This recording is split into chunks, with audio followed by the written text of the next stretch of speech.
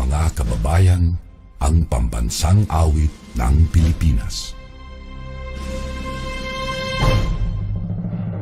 Kayang magiliw, telas ng sinanalan, alam ng puso, sa dikit mo'y buhay. Lupang hinirang, kuya ka ng magiping, sa manluluping, di ka pasisingil, sa nagatang tutok sa simoy at sa langit ng pagaw, ay tinatang tulad, awit sa pagkayang minamahal, ang isang ng matawad mo'y tagumpay na naghihinig, ang bituin at araw niya kailan pamay di maghihinig. Lumalang araw ng warhagit pagsinta, mo'y langit sa pilit mo. Ang inigaya ng pagkay mga aking, ang mamatay ng dahil sa'yo.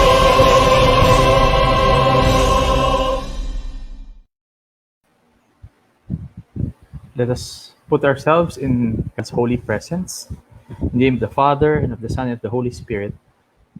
Our Father in heaven, we thank you for gathering us here today for the General Members Meeting of the FinTech Alliance.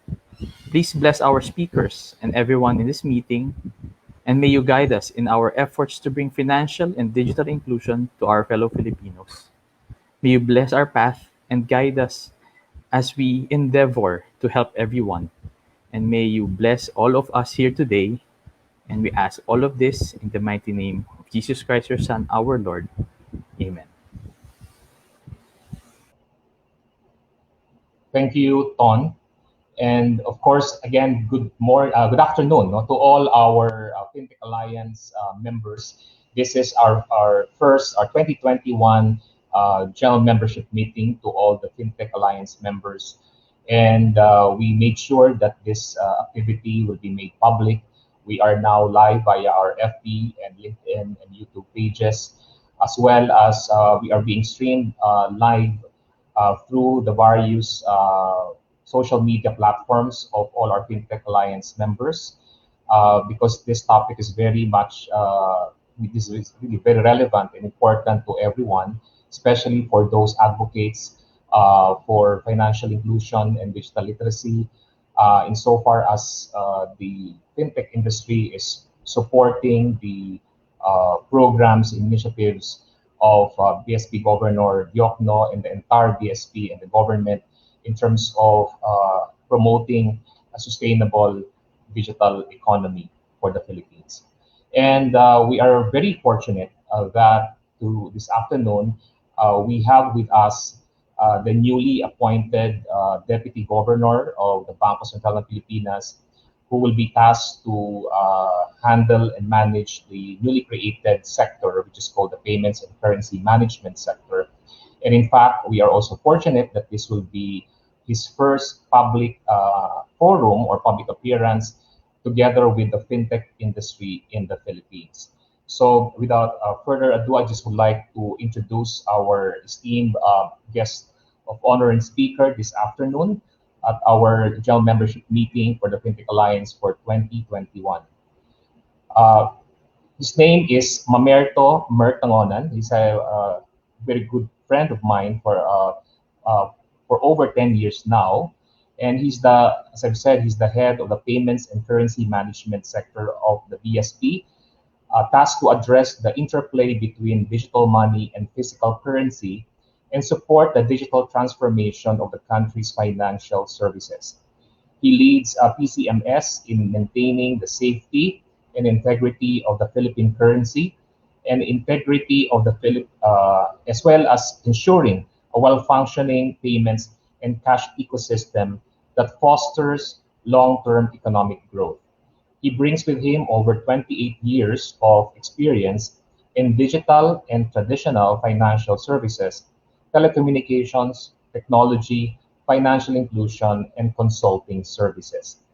Deputy Governor Tangonan took his bachelor's degree in civil engineering from the University of the Philippines and his executive MBA from the Asian Institute of Management. Friends, ladies and gentlemen, please welcome our guest of honor and speaker this afternoon, no other than BSP Deputy Governor Mamerto Mert. Thank you very much for the warm introduction, Lito. And good afternoon to the officers and members of the FinTech Alliance Philippines. Thank you for inviting me to be with you in your first general membership meeting for the year.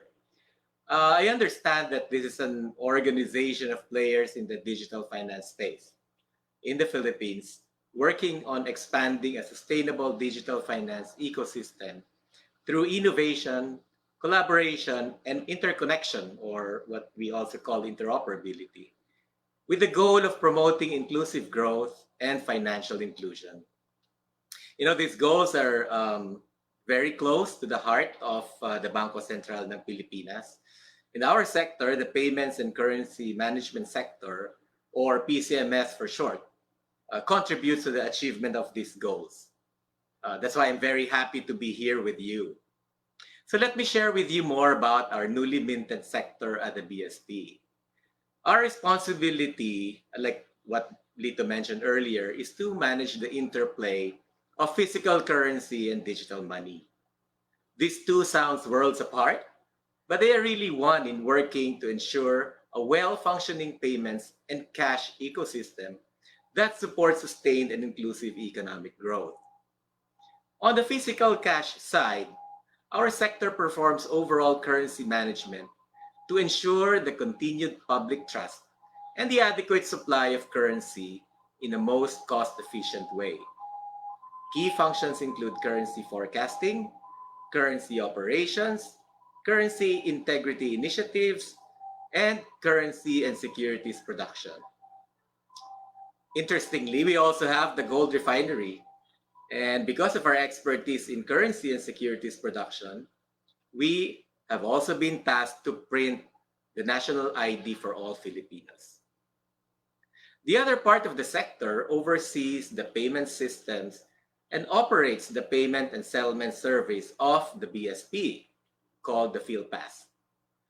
Our sector is responsible for ensuring an efficient, safe, and reliable payment system in the country and contribute to the smooth functioning of the financial markets. Organizationally, we have three subsectors, namely the Payments and Currency Development subsector, the Payments and Currency Management Operations subsector, the Currency and Securities Production subsector. With the creation of the PCMS, BSP hopes to develop a more holistic view of physical currency and the digital payment systems. While cash will remain, our sector will support and further stimulate the shifting preference of Filipinos towards digital payments, as it brings a lot of benefits to the public and our society. Hence, BSP issued the National Retail Payment System, or NRPS, which is a policy and regulatory framework to ensure a safe, efficient, and reliable retail payment system in the country. We have seen the enormous growth and importance of digital payments, especially InstaPay and PesoNet during the past year. To ensure continued growth of digital retail payments beyond these two highly successful payment services, the BSP is implementing the Digital Payments Transformation Roadmap for 2020 to 2023. The roadmap charts the BSP's current initiatives and strategy in advancing an efficient, inclusive, safe, and secure digital payments ecosystem. So let me talk about the roadmap. It identifies two key strategic objectives. First, the strengthening of customer preference for digital payments by converting 50% of the total volume of retail payments into digital form and expanding the number of financially included Filipinos to 70% of adults by onboarding them to the formal financial system through the use of payment or transaction accounts. The second is the availability of more innovative digital financial products and services designed to be responsive to the needs of consumers, enabled by a digital ID or or what's now called as the PhilSys, and supported by the availability of a next-generation payment and settlement system to facilitate real-time processing of financial transactions. The said objectives are strategically anchored on these three critical pillars, which are envisaged to successfully transform the cash-heavy Philippine economy into a more cash-light economy. The first is the development of digital payment streams or use cases, which will accelerate wider acceptance and use among individuals, businesses, and government. The second is the establishment of the necessary digital finance infrastructure to facilitate interoperability in the digital payments ecosystem, allowing providers to offer a wider array of affordable products and services.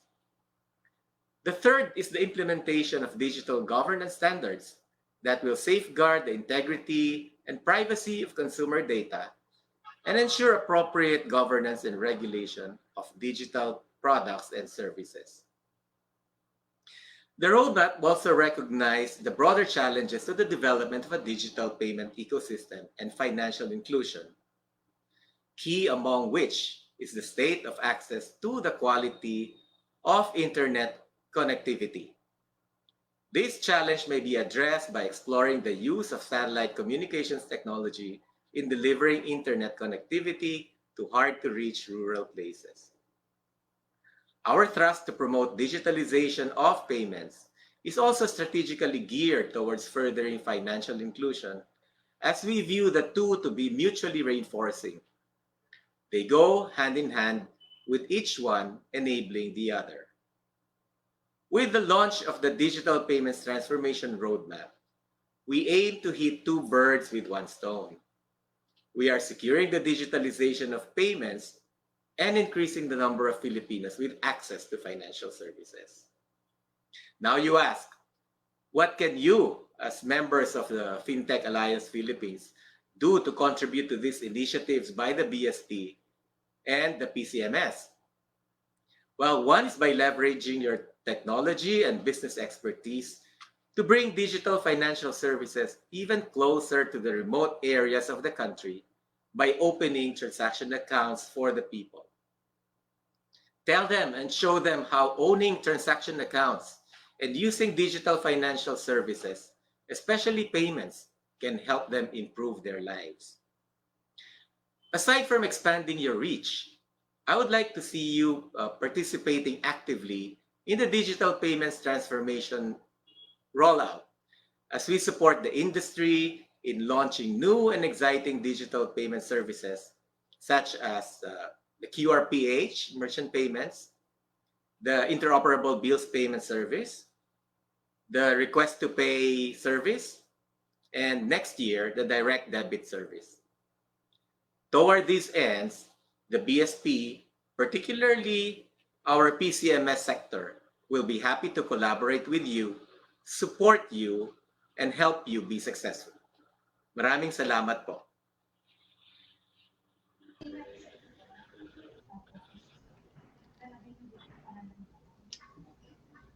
Welcome to FinTech Alliance, DJ Mert.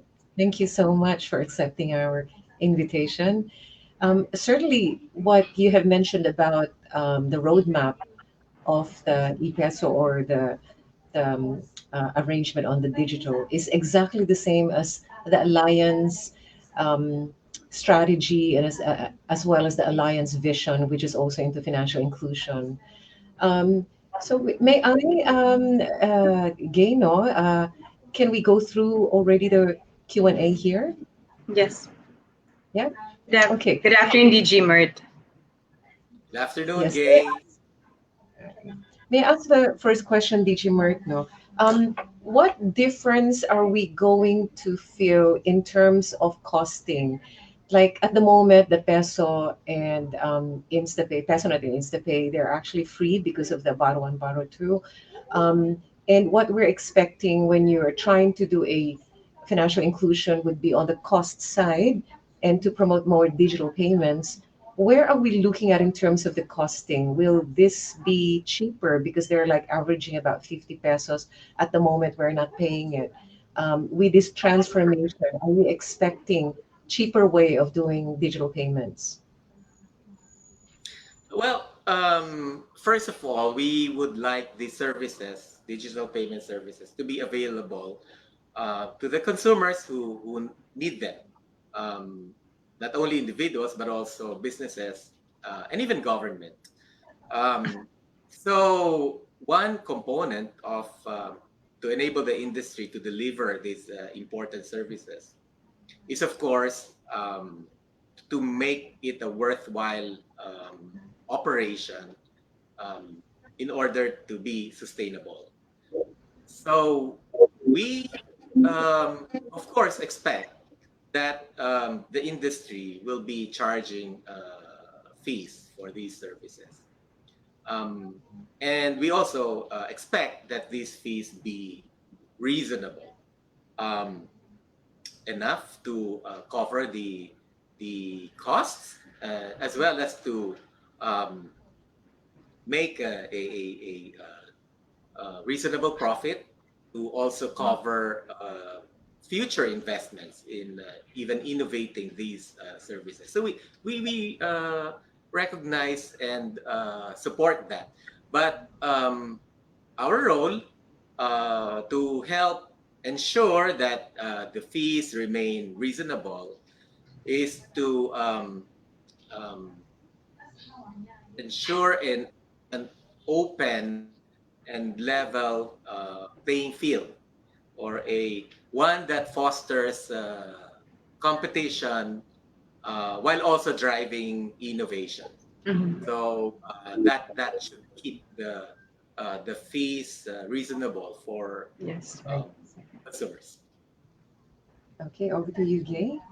Yes, hi. Good afternoon again, DG Mert. Very a big honor for us to have you here. Anyway, I'm taking one question from the audience. What are the areas that BSP would like new startups to focus on? I guess to prioritize or strategize on when it comes to payments. Yeah. Again, as I've mentioned, we want you to be successful, because in your success guarantees the availability of these digital payment services that the people need. So we would like to see you really expand your reach in terms of making transaction accounts, opening and maintaining these transaction accounts um, um, accessible to people wherever they may be. Um, I know you can, you have the expertise to do that. And also to make the proposition of owning transaction accounts, and to make sure that the consumers appreciate the value of owning one. um, I would like to see you supporting and the existing digital payment services like InstaPay and PesoNet, and beyond that, those that will be coming to the market soon, like as I've mentioned, QR, PH merchant payments, um, also the interoperable bills payment, and request to pay. Yeah, that's very good to know, DG Mert. The anchoring on financial inclusion, and I guess as you may know, with FinTech Alliance, we're very supportive about that. From the angle of a regulator, historically and from other countries, their particularly payment providers are lightly regulated. So I want to get your view. To what degree is regulation an important factor for payment providers? Is there a balance between compliance with and moral suasion? Yes, Gay. Our main mandate is to ensure that the economy has access to a safe, reliable, and efficient payment system. So we will ensure that the industry remains competitive, that there is a level playing field, that it is inclusive, that those players who are qualified and meet the criteria for safety, reliability, and efficiency could participate. Um, and to that, we will have to, of course, um, issue or formulate the proportional policies uh, Mm-hmm. to ensure those, to ensure that we achieve our mandate, while not being overly, not being an overly regulated industry. Thank you, DG Mert. That's very good news for the industry players. Over to you, Ida. Okay. Sorry. Digimart, I'm shifting towards digital banking this time, no? Because as we know, to expand our network, at the moment, the popular ones are GCash and PayMaya going into and the outskirts. And with the advent also of the national ID or Philippine ID, we would be having a lot of these digital account openings. There's been should I call it sprout of, or there's plenty of banks looking at the Philippines, and there's few licenses already being provided. How are you looking into continuing to open the digital banking in the Philippines to the world? And will in Singapore, I understand they actually put a cap on the limit of those ones entering digital bank. Would that be the same for BSP as far as Philippines is concerned? Or are you looking at more the merrier because that's going to be healthy competition? Thank you, Ida. That question could best be addressed to my colleague, Deputy Governor Chuchi Fonasher of the financial supervision sector, as their sector is the one managing and supervising the financial institutions, including licensing of digital banks. But that said, my point here is that um, that the digital banks who would be licensed to operate in the Philippines, I would like to extend our support and help ensure that number one, you have access to the NRPS, and second, that you also enrich your customer offerings by participating in not only InstaPay and PesoNet, but also in the uh, forthcoming additional new digital payment streams. Okay. Can I follow this through Gay? Is that okay? Yes, yes, it's okay. And this also involves a lot of the FinTech Alliance members, which, by the way, approximately 40% are into lending or P2P platform. So, hand in hand with this, what I need to check is how are we going to get the buy-in of the consumer? Because the target of 70% adult is really quite I'm not even sure it's high rate, but it seems like a big, hairy, audacious goal. But that's being positive about it. How do we get more buy-in from the consumer? Sorry, may I segue on that question? Because the way I see it, the more that they are using their account digitally, the more that we can establish their credit rating, and that way the digital lenders such as members could help them too in terms of funding in the future. So, DG, Yeah, thanks, Ida. So about your question on um, buy-in of the consumer in paying terms buy-in, of yeah, yeah, digital. yeah. You know what, Ida? When the BSP, way back in 2015, set the target of having a share of digital payments of 20% by 2020. Mhm. You know, very people actually believe that. But you know, the BSP was committed to it, and as you know, and launched the national retail payment system and the PesoNet and InstaPay, and by 2018, that has gone up from 1% in 2013 to 10%.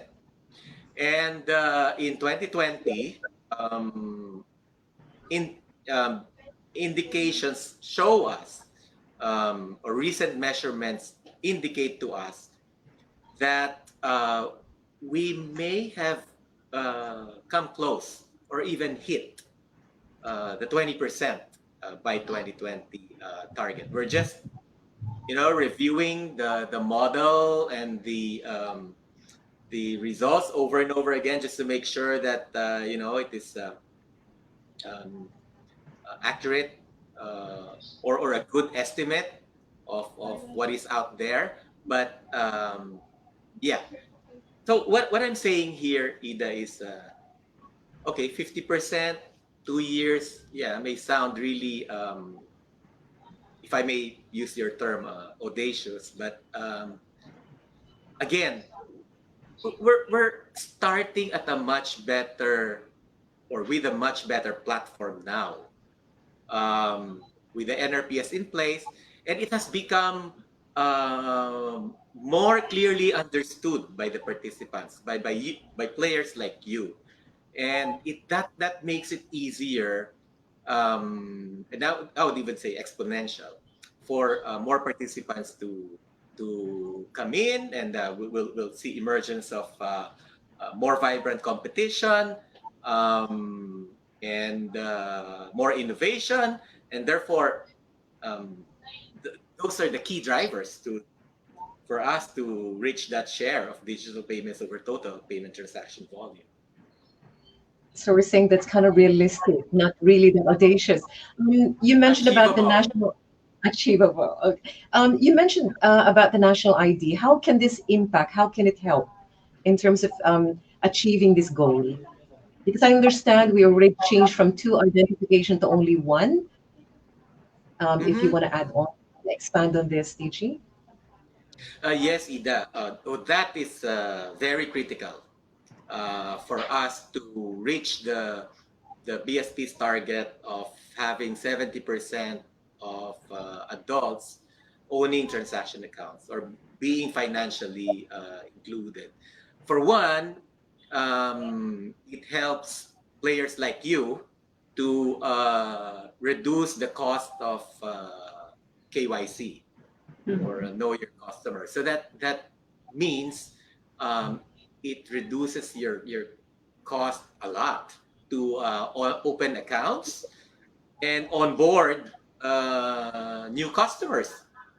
Um, and as your costs are driven downwards, then it becomes easier and easier for you to reach more and more people. So the digital ID is really, which will become the primary ID of the Philippines, meaning, you know, you only need to present your what you will have own as the like a PhilSys number, or your ID. And that should open doors for you in terms of not only opening transaction accounts, but also performing other transactions with the government, as well as the private sector as well. Kind of So like a Ida, one-stop shop. Yeah. may I Let's follow go. through? Yes, may I follow through on that question, DG Mert? So national ID. I mean, I just want to get your personal thoughts, if you may, because if you see the national ID as it stands right now, it's more of validation of identity, and you put it in the analogy of the Social Security ID of the U.S. Practically, if you don't have SS number, you cannot live your life. everything is anchored to the social security number. Do you see this national ID evolving to such? Do you think there's a positive direction by evolving to such in the same manner as the social security ID is being utilized in the US? Uh, Thank you, Gay. I believe so. Like as you've mentioned, like in the US, the SS number is like a key that opens doors to accessing services. It's even, it's even like an infrastructure that facilitated the distribution of their cash subsidies during, during their emergency response for the COVID pandemic, early in the Yes. pandemic year. Um, for us, actually, I think it will have the same outcome as, it tells you that your PhilSys ID will tell, um, um, not only not you, but the parties that you wish to transact with. Number one, who you are, and number two is that, I mean, if you are really who you Mm-hmm. say you are.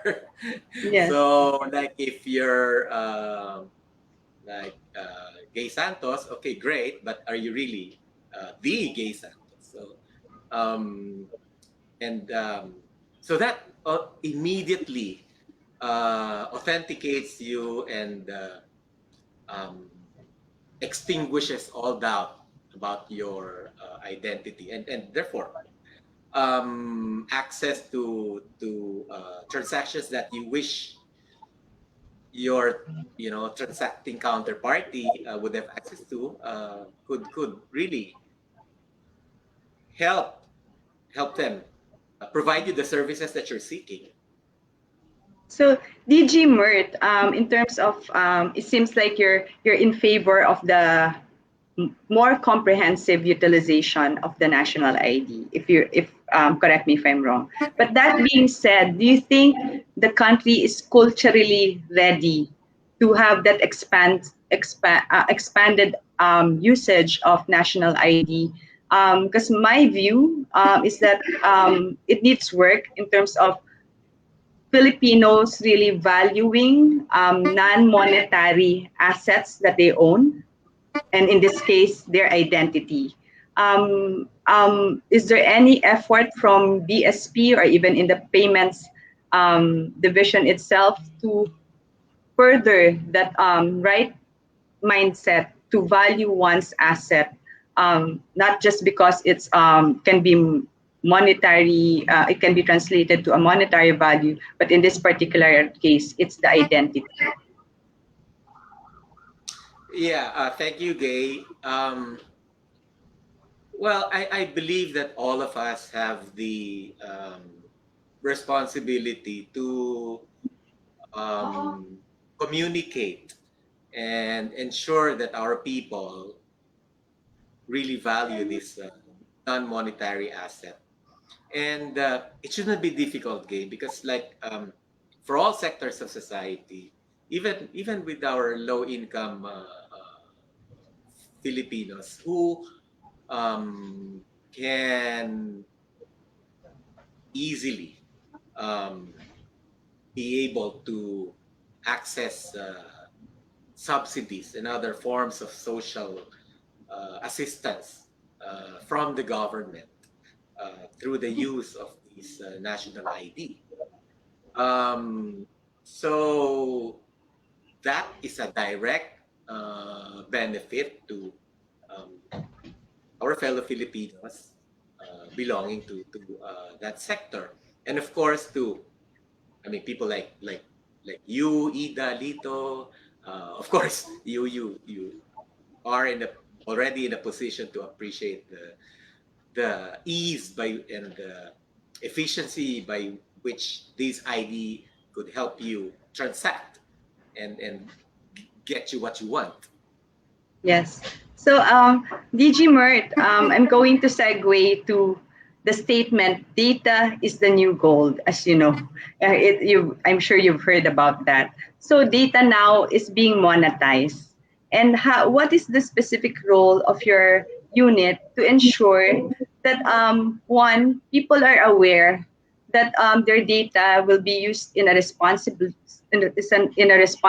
way, and at the same time strike the balance of not too much monetizing on the part of the service provider. So what particular measures are you taking to ensure that there's just that balance of a win-win situation without passing too much cost, but at the same time the consumers understanding how their data will be utilized by the service providers? Mhm. Yes, Gay. So part of our mandate is to ensure a safe um, national payment system. So that includes being, of course, compliant with our data privacy laws that are meant to ensure the protection of the consuming public. So their the their consent has to be obtained, and full understanding of the scope and extent by which their data uh, would be used. So that has to be made clear to them. Players like yourselves, um, of course, need to practice responsibility to ensure that your customers are adequately and their data are adequately protected. Um, I understand, Gay, that these data could help you access um, some financial services in a more efficient way, like credit or insurance. Um, but if these are done responsibly and consumers are fully aware of the scope and extent that their data will be shared, and as we remain faithful to those, then yeah, the um, uh, consumer gets what he or she wants, and of course, by delivering that service, you gain your return. So that's a beautiful arrangement. Thank you, Yeah. DG Mert. Over to you, Ida. Yeah, just following through, we have a question here for it's a from Facebook, I think. Is BSP or maybe coordination with the ICT ready and capable of protecting data or mass information from cybercrime in relation to the implementation of national ID? So I guess the question is more of uh, as you've practically answered this, but it's expanding in a way the duty of BSP in coordination with the ICT, how to protect the data. Mhm. In terms of the data protection, Ida, of the elements in the national ID, I'd rather that matter be referred to the DICT on in terms of the Yes, nuts and bolts and how that is understand. or cybersecurity is implemented there. But in as far as PCMS is concerned, the moment that these data are used by um, um, the payments participants or the registered operators of payment system, then they are bound to comply with the data privacy laws and also the specific regulations for it issued by the Yeah, ESP. that, yeah, understand that too. Couple of questions about the national ID.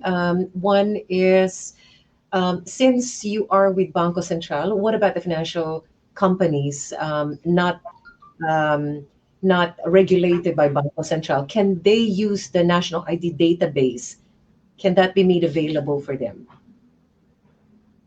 Um, well, I think that's within the purview of the Philippine Statistics Authority, or the PSA. They are the overall. I believe they are the overall manager of the PhilC's ID. So it's I don't want to preempt um, their authority, but the authority But is, it's is something that, lodged in that. yeah, we can probably connect to, as long as there's a waiver of the privacy of information, and the lenders can, or the financial companies can most likely connect it to. But there's another question Yes, here. Tita. When the underlying need and the service is clear and transparent, then I'm sure the PSA will consider that. Okay. What about the timeline of the national ID? I know that was launched October 12, because we were there, and the implementation being coordinated, aligned with AMLC, I beg your pardon, and NPC regulations. The alignment with AMLC and NPC, that was fairly well published. But if you may wish to expand on this, DG. Mm-hmm. One is alignment, and the Right. other one is when the implementation. Again, the PSA is the has the overall supervision and management of this project and the law. About what has been announced is that in fact, the PSA has already started doing registration. They have set up booths where and they're registering. They've also gone like house to house in certain areas to start registering people, and they've also I understand started capturing biometric information to be matched with the data to support the ID. So yeah, it's coming soon, and as we speak, Ida, we're Implementing. printing that, we're producing the cards, we're Yeah. printing them. In fact, I understand that. Well, by the way, the AMLC and PC, they're hand in hand in the creation and looking into the Philippine ID. So that answers that. Mikhail, who asked the question. As for the implementation, yeah, it's already being implemented. Thank you, DG. Over to you, Gay. Yes. So, very, very simple question, DG Mert. Which is the more appropriate phrase, cashless or cash light economy? So, I guess in that regard, would you think we can imagine really a cashless society? To your question, Gay, I believe that the more appropriate would be cash light, because well, at least at my age, uh, it it's still remote to Mhm. eliminate the use for cash. There will be remaining use cases where cash would be a more reasonable option. But Mhm. that what we are working towards, to, as I've mentioned earlier, is really to support the shifting preference and the trend of the Filipino people towards more um, um, digital payment system, especially in what they call the new world, right? Where Yes. we have to be mindful of health risks, Mhm. um, and more than that, as it enables new and emerging business models that we need at this time Keep with in the mind. restrictions in mobility. Yes, yes. So, DG Mirth, I think it's very challenging times. That's an understatement. But I think the silver lining for me is that the government, I can see, is thinking outside the box. So you have the e-commerce roadmap, you have the digital payments transformation roadmap. So that being said, ang hope mo naman, syempre, the one hand is knowing what the other hand is doing. So what is the specific collaboration between the e-commerce roadmap and the digital payments transformation roadmap? Well, for the e-commerce roadmap that is being led by the Department of Trade and Industry, of course, we support them in really wanting to see the growth of e-commerce in the Philippines as they democratize access to markets and really enable even micro small enterprise to market their goods and services, especially at this time. That said, one of the challenges that was previously mentioned in the e-commerce roadmap is the appropriate digital payments for online purchases and e-commerce. So that's why we apart from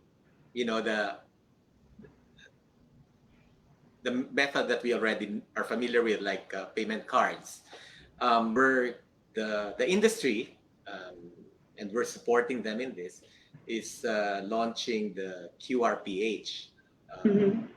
merchant payments. So that could be used for online purchase and e-commerce purchase. So that should address that constraint in the e-commerce roadmap.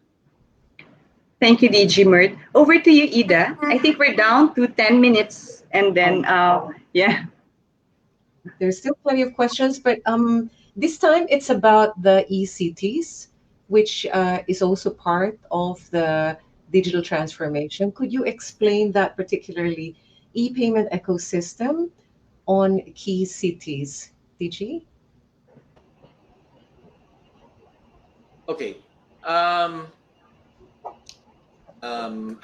I'm not sure that is in the, well, it could be in the digital payments transformation roadmap, Ida, but what I can say about it is that, of course, in the digital payments can really help